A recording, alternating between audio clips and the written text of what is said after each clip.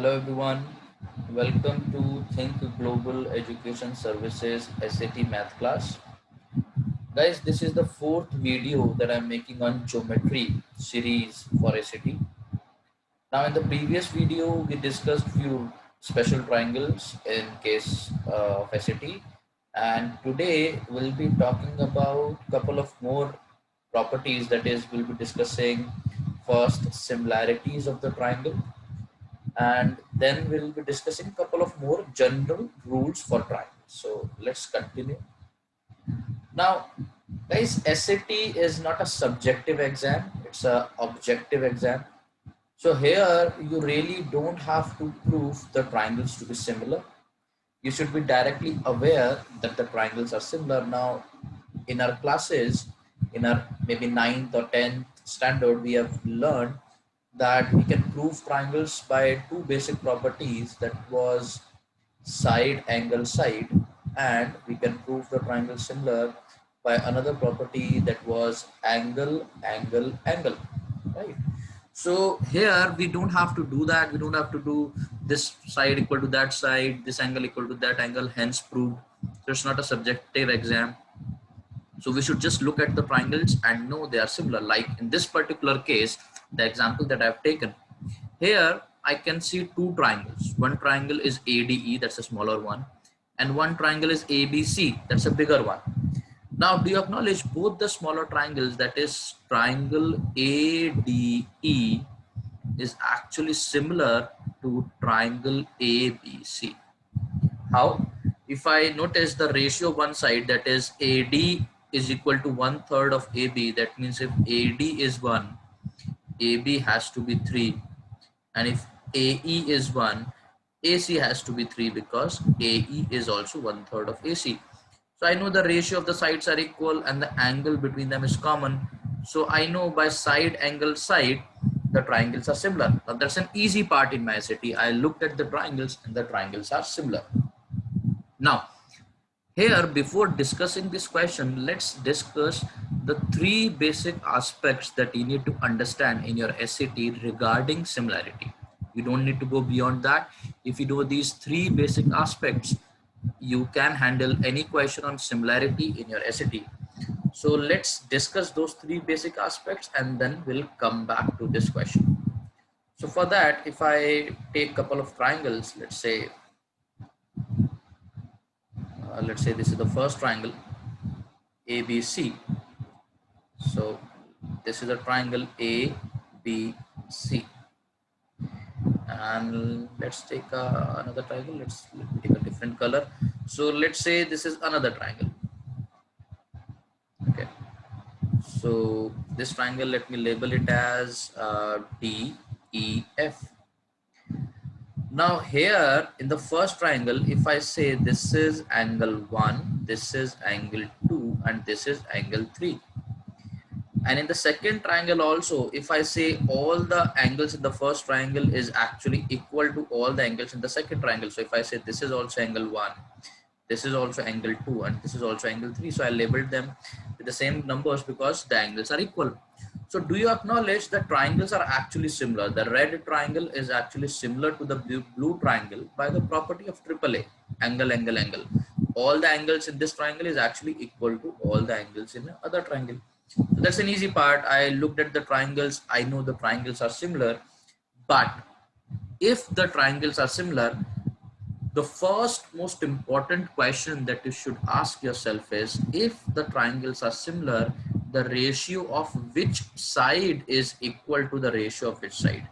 That is the first question that you should ask yourself. The ratio of which side is equal to the ratio of which side?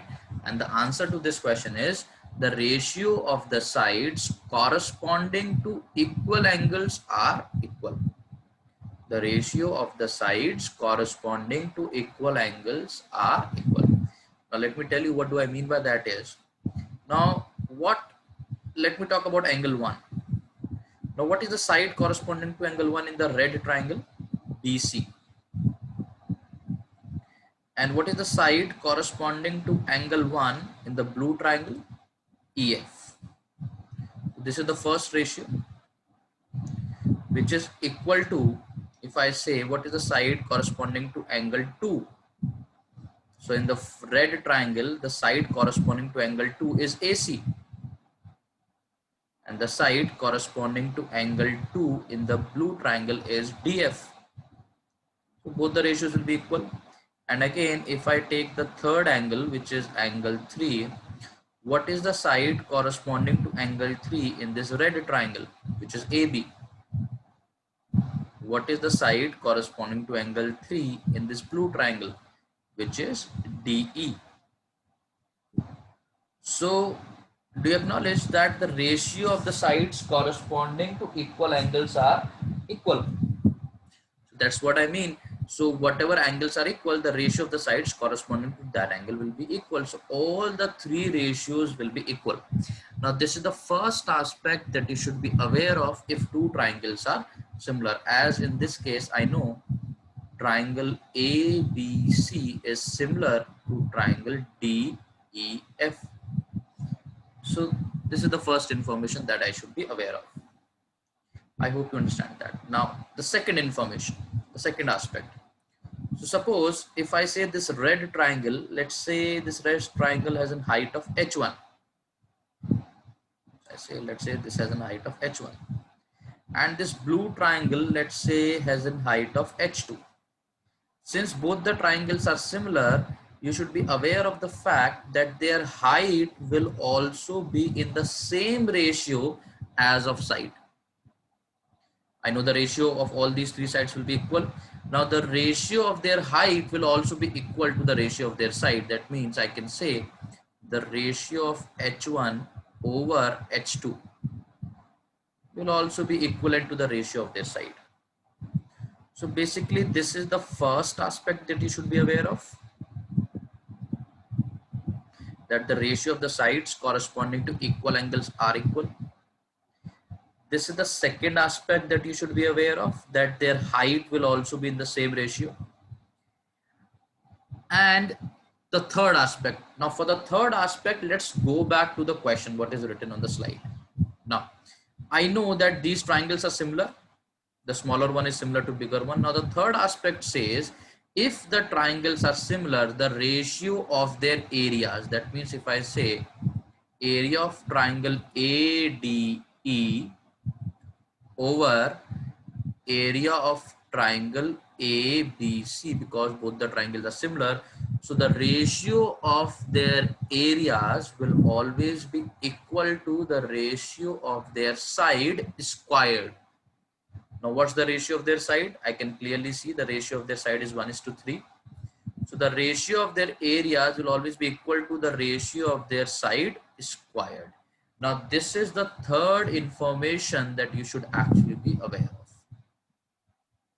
So these are the three aspects that I told you that you need to know. The first aspect, the ratio of this, the ratio of which side is equal to the ratio of which side. So the answer to that is the ratio of the side corresponding to equal angles are equal.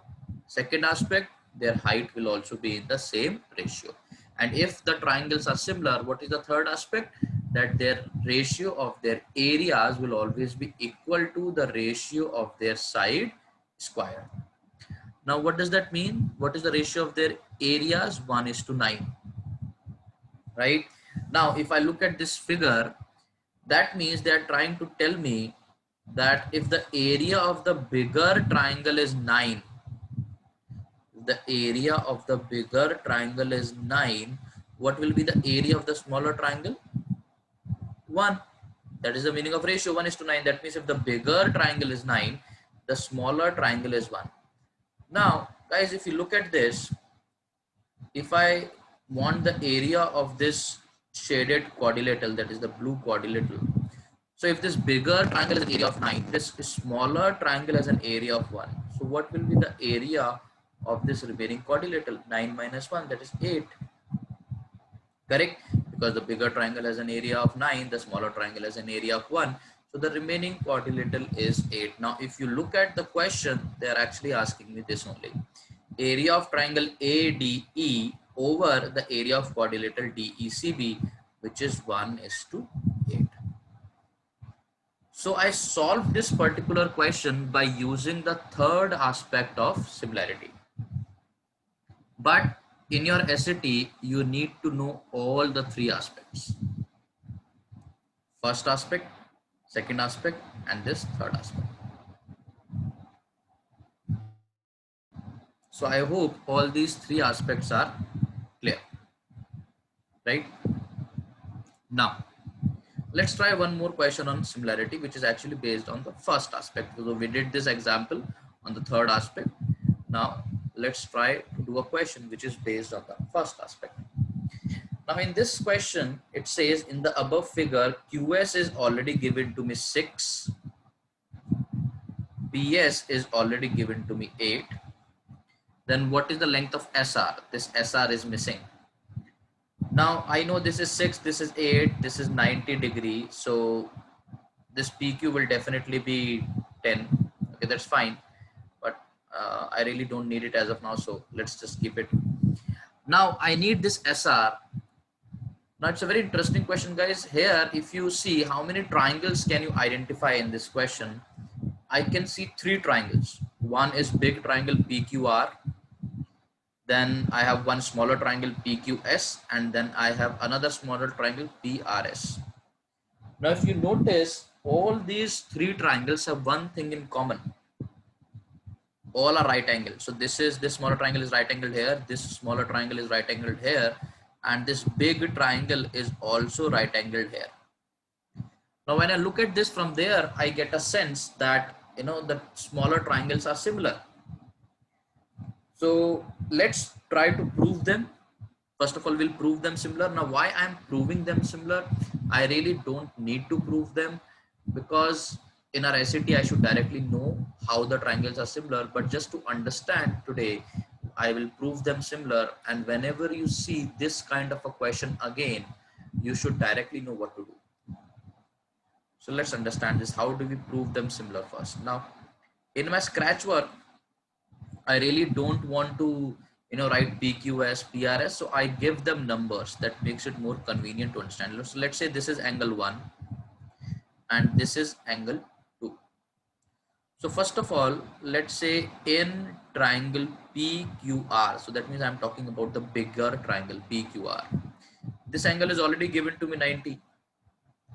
So if angle P is already given to me 90, what will be angle 1 plus angle 2? Because the sum is 180. So this is already 90. So 1 plus 2 has to be 90 degrees. Correct? That's equation 1. Now I can compare this bigger triangle with any of the smaller triangle. I can compare it with this, or I can compare it with this. So let's compare it with triangle PQS. So in triangle PQS. Now let's say this smaller angle is X. So again, in the smaller triangle, I know this is 90 degree. So what will be angle 1 plus angle X? Because the sum is 180, this is already 90. So 1 plus X also have to be 90 degree. That's equation 2. Now from equation 1 and 2, what conclusion can I draw? From 1 and 2, do you acknowledge angle 1 plus angle 2 is equal to angle 1 plus angle X, because both are 90 degree. Angle 1 gone. So from here, I conclude that angle 2 is nothing but equal to angle X. So that means in place of X, I can write down 2, because both are equal. Similarly, let's try to compare this bigger triangle with this another smaller triangle, which is PSR. So I'm writing it here in triangle PSR. So let's say this angle is Y. So this is already 90. So angle 2 plus angle Y will also be 90 degree. Right? Let's say equation 2. Now this time, if I use this from 1 and 2, from equation 1 and 2, what conclusion can I draw? I know that angle 1 plus angle 2 is 90, and angle 2 plus angle Y is also 90. So from there, angle 2 gone. So I know that angle 1 is equal to angle Y. So that means in place of Y, I can actually write down 1. So why I did all this? Just to make a point that triangle PQS is actually similar to triangle PRS. If you notice, all the three angles in this triangle is actually equal to all the three angles in this triangle. So the triangles are similar. Now, in your real SAT, whenever, so I'm just erasing this figure and just to make a point that how will I actually do this in my real SAT. This is the knowledge that I should have directly, known. I really don't have to do this again and again. The point that I'm trying to teach you here is whenever you see a figure where this angle is 90, this angle is 90, and this big one is also 90, I can directly say this angle is 1, this will be 1, and this angle will be 2, and this will be 2. These angles will be equal, and hence both the triangles become similar. It's not a subjective exam, so I should be aware of this fact. And if I know this fact, this question becomes a 30-second problem.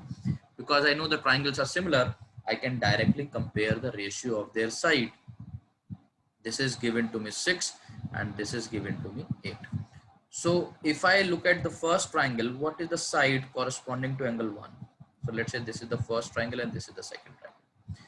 So the side corresponding to angle 1 is PS over what is the side corresponding to angle 1 in the second triangle. You can see this is SR. Will always be equal to the side corresponding to angle 2. So what is the side corresponding to angle 2 in the first triangle? So I can see that's QS. And what is the side corresponding to angle 2 in the second triangle, which is PS. Now finished, job's done.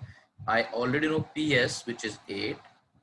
SR, I need to figure out. QS, I already know, which is 6. PS, I already know, which is 8. So I'll simply cross multiply and I'll generate SR, which is 8 into 8, that is 64 over 6, or I can say 32 by 3. So in my real SAT, this should be my scratch work, because I should be directly aware that if this is 90, this is 90, and the big one is also 90, this angle equal to this angle equal to this. So if I'm aware of this fact, I can directly just compare the ratio of their sides and get it done. So I hope these questions on similarities are sorted. Okay, so there are three aspects that you need to be aware of. This question was based on the first aspect, where you have to know that the ratio of which side is equal to the ratio of which side, and you should also know the fact that their height will also be in the same ratio. And the third aspect is, which we did previously, that the ratio of their areas will always be equal to the ratio of their sides. So the ratio of the squares of their sides. So I hope these three aspects are sorted. Now, couple of general formulas, general information that you should be aware of regarding the triangles. When is the area of a triangle largest if two sides are given?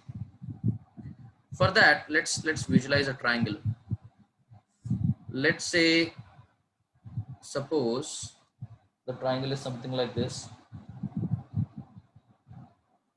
Let's say this is 6 and this is 8.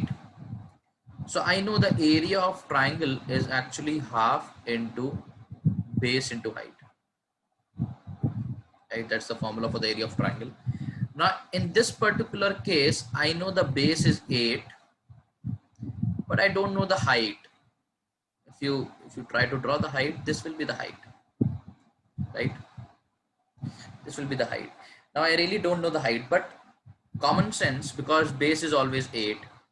If I want the area to be maximum, do you acknowledge the height has to be maximum? If the height is maximum, the area generated will always be maximum. Now what you need to understand here, you have to start visualizing this. Let's say this point.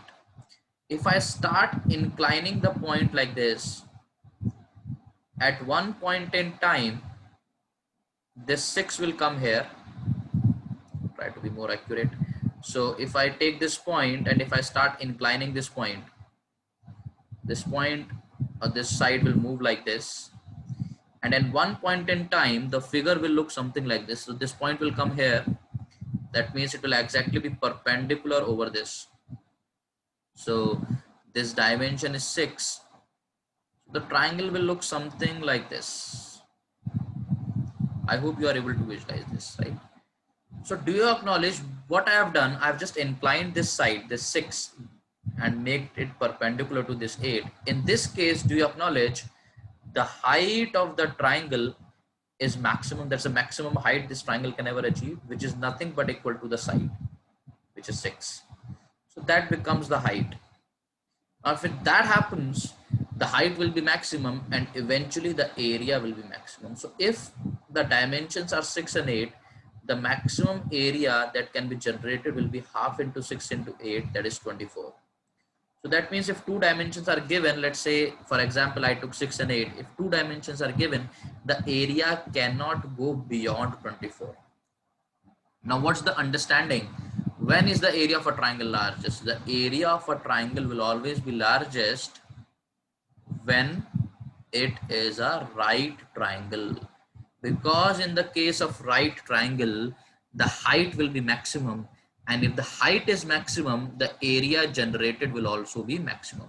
Or you can understand it like this: if it's a right triangle, the side itself represents the height, and that's the maximum height a triangle can ever achieve. So in the case of red triangle, you can see the height is small. Yes, in the red triangle the height is small. If it's a right triangle, that's a blue one, where this the height is maximum, which is nothing but the side itself. So you can simply remember, when is the area of a triangle largest? When it's a right triangle, because in the case of right triangle the height is maximum. If the height is maximum, the area is maximum. Now there's one question which actually I've already done, but just to put it in a form of a question: if the sides of a triangle are 6 and 8, which of the following cannot be the area? So I know if the dimensions are 6 and 8, the maximum area will only be generated when it's a right triangle. I know the fact, I've just learned this fact. So the maximum area will be generated when it's a right triangle. That means if the dimensions are 6 and 8, let's say this is 6 and this is 8, it does not make any difference which you take base, which you take perpendicular. Eventually, if the dimensions are 6 and 8, the maximum area that will be generated is 24. That means the area cannot go beyond 24. That's what we just learned. And if the area cannot go beyond 24, what can never be the area? 25. Do you acknowledge? Because the maximum area is 24. That means which of the following cannot be the area of this triangle? It cannot go beyond 24, so it can never be 25. I hope this concept is clear. So remember, for any figure, the area is only maximum when it is perpendicularly inclined. That means it has to be inclined on a 90 degree. Then only the area will be maximum. It is valid for a triangle, and we'll see when we'll do parallelograms, it will be valid for that also. One more small logic in the case of a triangle related to its height. You look at these two triangles, L1 is actually parallel to L2, so both the lines are parallel. They are asking me what will be the area of triangle ABC and area of triangle BCD, what's the relationship? And I can directly say they will always be equal. Why? Because if you notice the area of a triangle, I know that's half into base into height. What's the base for both the triangles? As I can clearly see, the base is BC. And what is the height of the first triangle? If you notice, the height is nothing but, if I take the height of this triangle, the height is nothing but the distance between the parallel lines. Let's say this is H, and the height of triangle ABC is also nothing but the distance between the same parallel lines, which is again H, this length, right? This is H. So the base is also same, the height is also same, so the area of both the triangles will also be same, equal. Now what is the reasoning, what is the point of this formula given to you? The point of this formula is, no matter how many triangles you draw between two parallel lines taking the same base, so if you take this base as BC, no matter how many triangles you draw this triangle, you can draw maybe this triangle, you can draw whatever triangle you want. So if the base is same and you can draw no matter how many triangles you want to draw between the parallel lines, every triangle will have the same area because every triangle will have the same height. The base is fixed, and what is the height of every triangle? The height of every triangle is nothing but the distance between the parallel lines, which will always be same for every triangle. So the height is same, the base is same, so the area will also be same. So this is one more logic that you should be aware of, that whenever you draw no matter how many triangles between two parallel lines taking the same base, every triangle will have the same area. So guys, I hope you enjoyed this video. You learned something in this video, and I'll continue making the videos on geometry series, and because there are a lot of other formulas to cover. So we'll continue guys in the next video. I hope you enjoyed it. Thank you. Bye bye guys.